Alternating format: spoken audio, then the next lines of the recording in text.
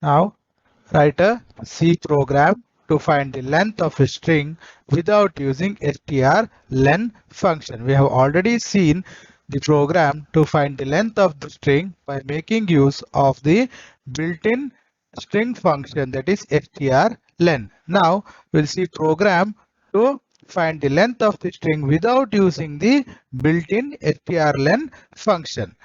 So hash include HDIO.h, that is for the standard input and output functions. Here printf and scanf. Next, void main marks the beginning of the program or the main function.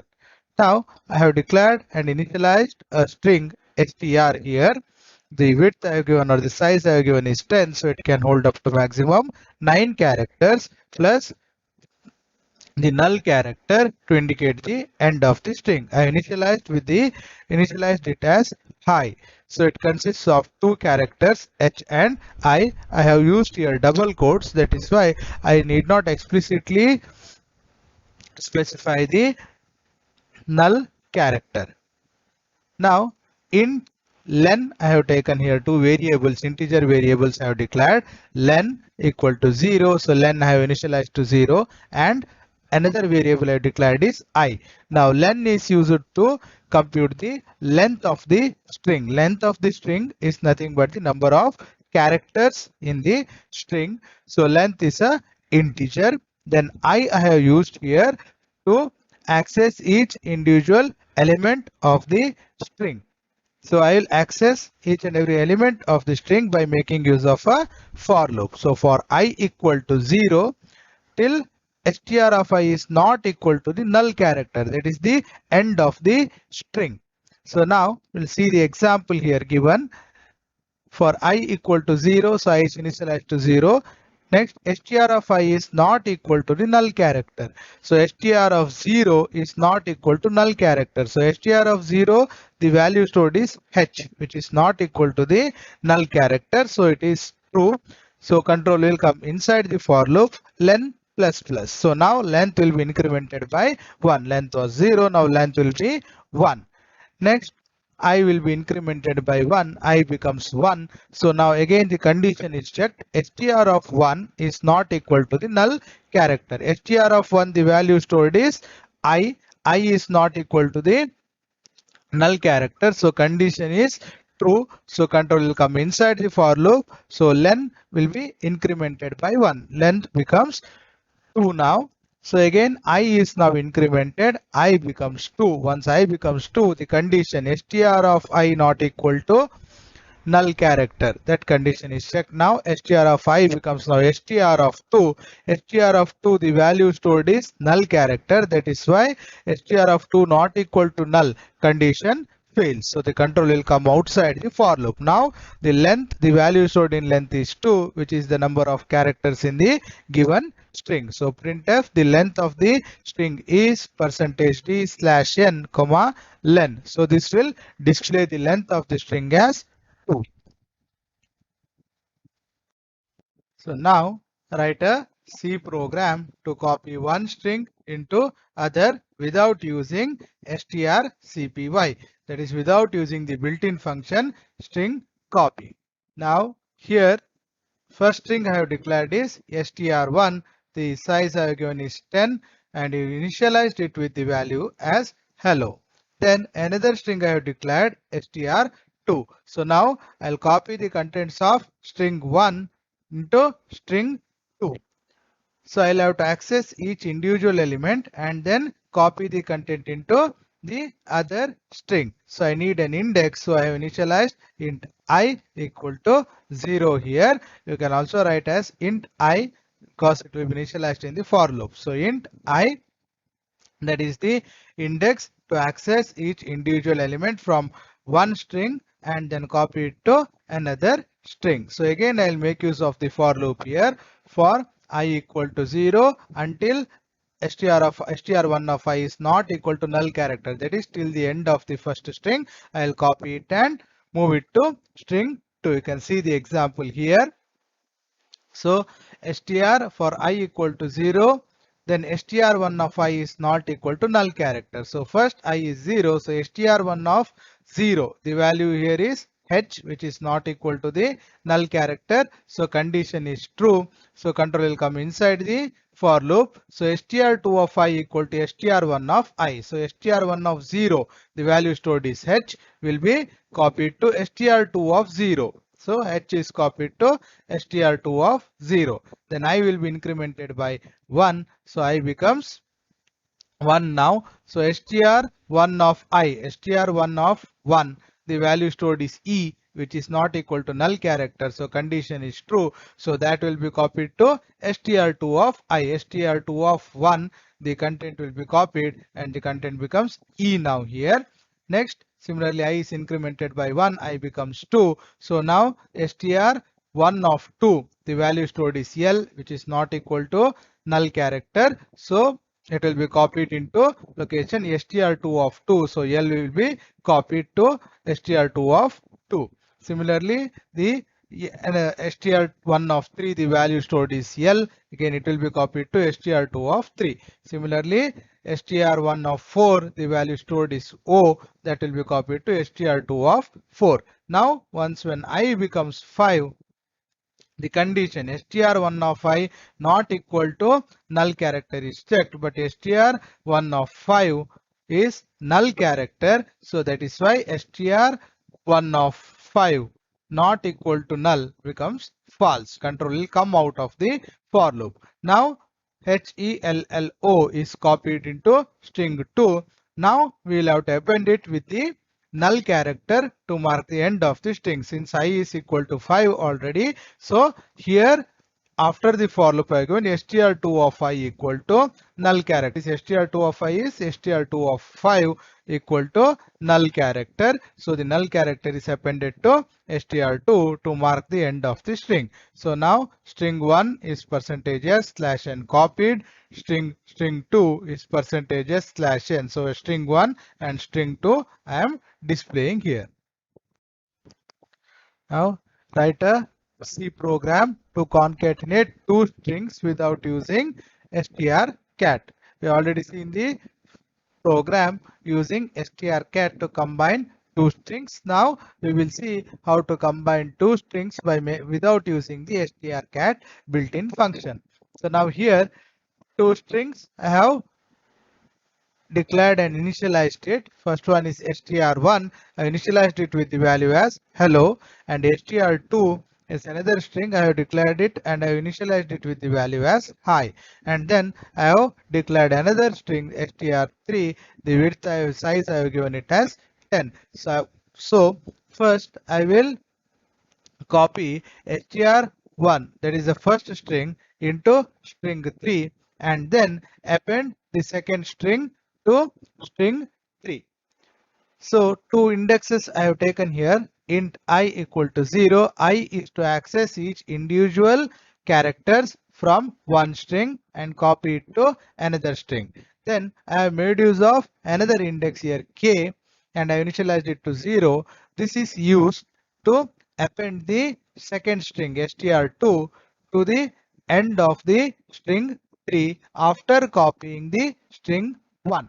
So now first I will copy string 1 into string 3 by making use of the for loop like how we have done previously. So for I equal to 0, str1 of I not equal to the null character, that is till the end of first string. So now here example you can see here. So str1, the contents are HELLO. Now that I will have to copy it. So str1 of first I equal to 0. So str1 of 0 is not equal to null. So str1 of 0, the value stored is h, which is not equal to null character. So condition is true. So control will come inside the for loop. Now str1 of I, that is str1 of 0, the value stored is h, will be moved to str3 of I, str3 of 0. So h will be copied from str1 into str3. Similarly, I is incremented by 1. So and also k will be incremented by 1. So k becomes 1 now. Next, I is incremented, I also becomes 1 now. So str1 of 1, the value stored is e, which is not equal to the null character. So that will be copied to str3 of 1. So e is copied here. Similarly, str1 of 2 is copied to str3 of 2. Similarly, str1 of 3, the value is L, will be copied to str3 of 3. Similarly, str1 of 4, the value stored is O, which is not equal to the null character. So it will be copied to str3 of 4. Now after this, I becomes 5, and also k has already incremented to 5. I becomes 5 now. So once I becomes 5, the condition str1 of I not equal to null character is checked, but str1 of 5 is equal to null character. That is why the condition becomes false and control will come outside the for loop. Now k is already incremented to 5. Now I have to copy the string 2, and I have to copy the string 2 and place it in the location str3 of 5. So that's why I'm making use of the index k here. So in the next for loop, I will access the contents of each individual element of string 2 and copy it to string 3, starting from location where k is pointing, that is to str3 of k, that is str3 of 5. Now for I equal to 0, str2 of I is not equal to null. So str2 of I is str2 of 0. The str2 of 0, that is the first character of string 2, is h, which is not equal to null character. So condition becomes true, control will come inside the for loop. So str2 of I, that is str2 of 0, the value is h, will be copied to str3 of k, that is str3 of 5. So h will be copied to str3 of 5 and k will be incremented by 1. So k becomes now 6 and I is also incremented by 1. So I becomes 1 now. So str2 of I not equal to null character. str2 of I is now str2 of 1. The value stored is I here, second character. So it is I is not equal to the null character. So condition is true. So control will come inside the for loop. So str2 of I, that is str2 of 1, the value stored is I, will be copied to str3 of k. str3 of k is str3 of 6. To str3 of 6, the value I will be copied and k will be incremented by 1. K becomes 7 now. Next, I is also incremented by 1. So I becomes now 2. Now str2 of 2 is not equal to null. So str2 of 2 is the null character which marks the end of the string 2. So that is why the condition becomes false. So control will come outside the for loop. Now I have to append the null character to mark the end of the string 3. So str3 of k equal to null character. So str3 of 7 equal to null character. So the string 2 is copied to string 3 and it is appended to the previously stored contents in string 3. That's what is the concatenation operation has been done. So now string 1 I am displaying as well as string 2 I am displaying. Then the concatenated string is %s comma string 3.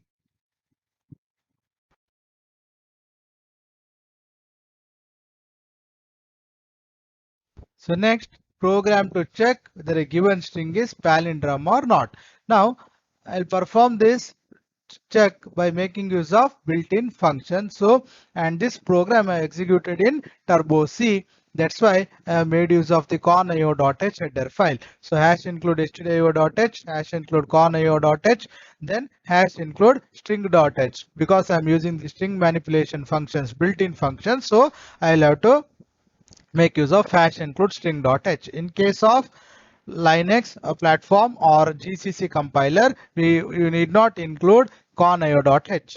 Now void main int flag. Now here this flag I have declared it to get the result of string compare. Since string compare returns an integer, I will store that in flag. Based on that, I will decide whether the string is palindrome or not.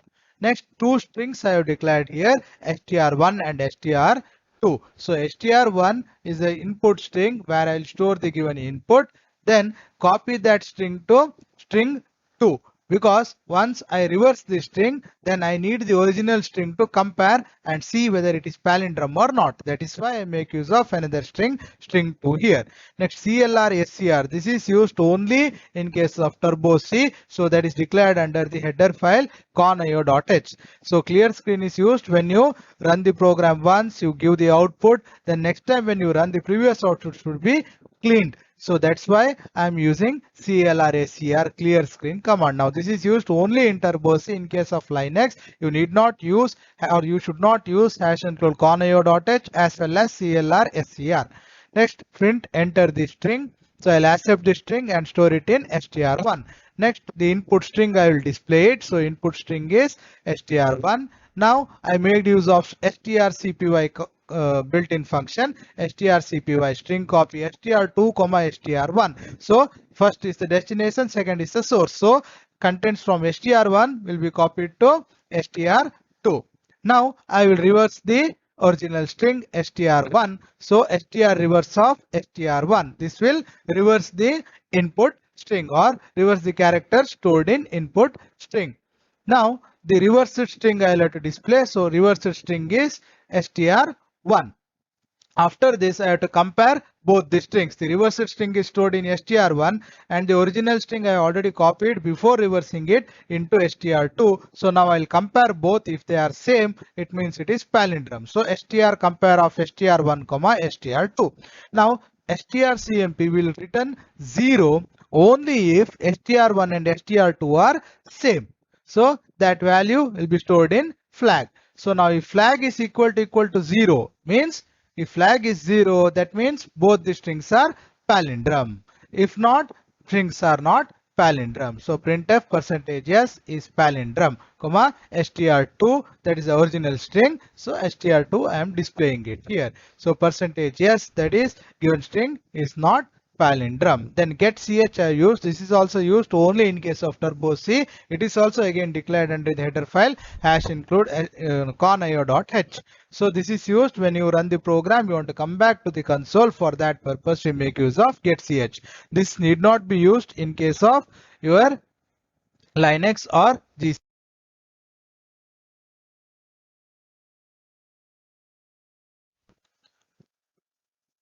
So next, program to accept a sentence and print it without spaces. So sentence which includes more than one word. So obviously there will be space in between the words. You'll have to accept such a sentence and then remove the spaces and print the sentence without spaces. So this also again I have executed in turbo C. That's why I made use of #include conio.h. Now int I have declared here to access each individual element of the string. Then char str1 is the string I have given. Size I have given it as 20. Since entire sentence I have to accept, so I have given 20. Then clear screen. After that, enter the string. Then I have used getS function here because scanf function will not accept the spaces. The moment it sees space, it after space whatever you give will not accept. It will not accept scanf function. But getS will accept the entire whatever input given by the user until he presses the enter key. So that's why I made use of getS here. getS str1. So whatever contents the user inputs will be stored in str1. Now each individual character I'll check. If it is space, then I will not print it. If it is not space, if it is any other character other than the space, then I will print it. So that is why I am using for loop to access individual, and for I equal to 0, str1 of I is not equal to null character, that is the end of the string, till the end of the string, I plus plus. If str1 of I is not equal to space, that within double quotes one space I have given there. So if it is not equal to space, then I'll write put char str1 of I. Individual characters I am going to display it. That's why I made use of put char function here. Now in this given example here, the input string is I am a CEC student. So now for I equal to 0, so str1 of I is not equal to null character. So str1 of I is str1 of 0. Now the character, first character is I, which is not equal to null character. So condition is true. Control will come inside the for loop. Now if str1 of I is not equal to space, so str1 of I, the value stored is I, which is not space. So that's why obviously condition is true. So put char str1 of I is executed. So I will be displayed first. Then I will be incremented here. So I becomes 1. So str1 of I is not equal to null character. str1 of 1 is space. Next character is space here. After I, one space is there. So next character is space, but it is not equal to null character. So condition in the for loop becomes true. Control will come inside the for loop. Now if str1 of I is not equal to space, this condition is checked. Now str1 of I means str1 of 1, the character stored here is space. So that's why if str1 of I is not equal to space, condition becomes false. So the put char is not executed. So control will come back to the for loop. I is incremented. That's why that space is not printed. Then I is incremented. I becomes 2. Now str2 of I is not equal to null character. str1 of 2, that is A, character is A, which is not equal to null character. So condition is true. Control will come inside. Now if str1 of I is not equal to space, so str1 of 2, the value stored is A, that is not equal to space. So put char function is executed. So like this, the for loop continues, and wherever space is encountered, put char will not be executed. So if it is character, put char will be executed. So the contents will be printed. So you can see the output here. So the given string is modified without any spaces. The contents of the string is displayed.